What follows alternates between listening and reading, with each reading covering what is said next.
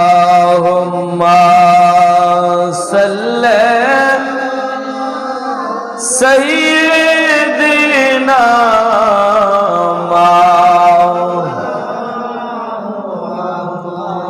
দুআলা আলি সাইয়্যিদিনা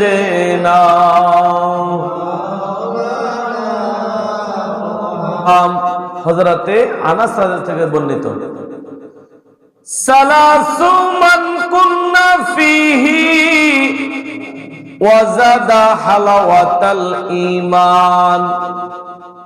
হুজুর পাক বলেন, ঈমানের স্বাদ ততক্ষণ পর্যন্ত পাবে না যার মাঝে তিনটি গুণ নাই। হালাওয়াতাল ঈমান, যার মাঝে তিনটি গুণ নাই সে কখনো ঈমানের স্বাদ পাবে না। কথা একটু খেয়াল করেন।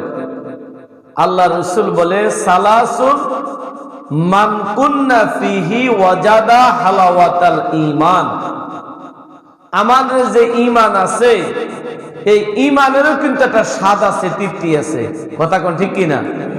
নামাজ পড়ার পরেও কিন্তু একটা তৃপ্তি আছে, রোজা রাখার পর একটা তৃপ্তি আছে, স্বাদ আছে।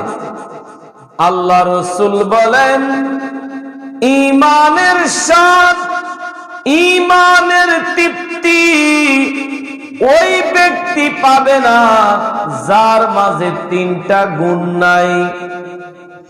আর এই তিনটা গুণ যার মাঝে আছে সে ঈমানের স্বাদ পাবে। এক নাম্বার, আইয়াকুনাল্লাহু ওয়া রাসূলুহু আহাব্বা ইলাইহি মিম্মা সাওয়াহুমা।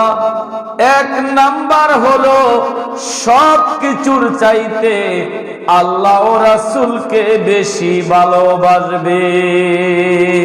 সুবহানাল্লাহ। ঈমানের স্বাদের জন্য তিনটা দরকার। তার মধ্যে এক নাম্বার কি? এক নাম্বার হলো আল্লাহ রাসূলকে সব কিছুর চেয়ে অধিক পরিমাণে আল্লাহ রাসূলকে ভালোবাসবেন। সুবহানাল্লাহ। আইয়ুহিব্বাল মারআ লা ইউহিব্বুহু ইল্লা লিল্লাহি। ওই ব্যক্তি যে একজন মানুষকে ভালোবাসে আল্লাহর ওয়াস্তে, আল্লাহর বান্দাকে ভালোবাসে আল্লাহর সন্তুষ্টির জন্য। কথা খেয়াল করেন। আমি আপনাকে ভালোবাসি, সত্যিকার অন্তর দিয়া ভালোবাসি। কেন? আপনি আল্লাহর বান্দা, আপনি রাসূল পাকের উম্মত। আল্লাহ বলেছে মানুষ মানুষকে ভালোবাসো। আমি আল্লাহর সন্তুষ্টির জন্য কোন আল্লাহর বান্দাকে ভালোবাসি, আবার আল্লাহর অসন্তুষ্টির কারণে কোন বান্দাকে আমি ঘৃণা করি। যেমন একজন ব্যক্তি নেশা খায়, নেশা বেচে, আমি তারে ঘৃণা করি এই জন্য সে আল্লাহর প্রিয় বান্দা না। যে নেশা খায়, নেশা বেচে, থেকে আল্লাহর প্রিয় বান্দানি করো। আমি তারে ঘৃণা করলাম এই জন্য সে শরীয়তের খারাপ কাজ করে, দ্বীনের আল্লাহর দ্বীনকে অবজ্ঞা করে, মানে না। এই ঘৃণাটাও কিন্তু আল্লাহর রাস্তে, আল্লাহর সন্তুষ্টির জন্য।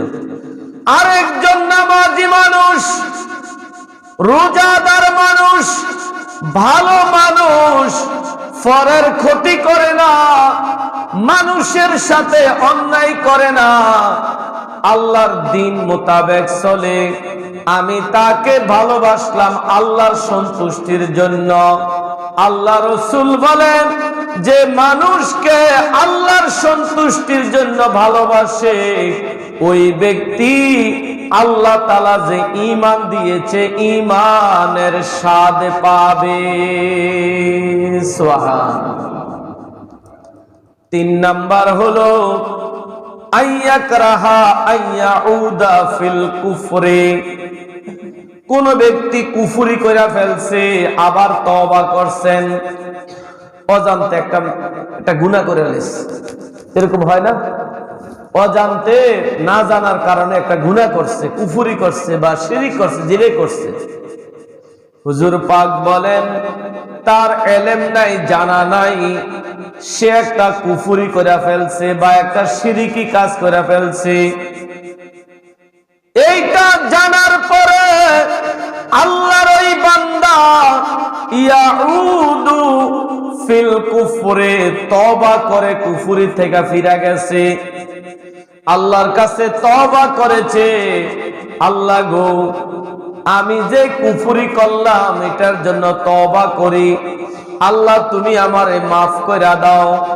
হুজুর পাক বলেন গুনার কাজটা জানার পরে তওবা করেছে, এমন ভাবে সে কুফরি থেকে প্রত্যাবর্তন করেছে যেমন একটা জীবন্ত মানুষকে আগুনে ফালানো যেরকম কষ্টের কথা, যেরকম একটা বেদনাদায়কের কথা, এমনি ভাবে সে কুফরি করার পরে বেদনার্ত হইয়া দুঃখিত হইয়া আল্লাহর কাছে তওবা করে আল্লাহর দিকে রুজু হয়েছেন, আল্লাহর দিকে ফিরেছেন, এমন ব্যক্তি ঈমানের স্বাদ পাবে।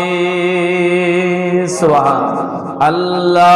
আল্লাহুম্মা সাল্লি সাইয়্যিদিনা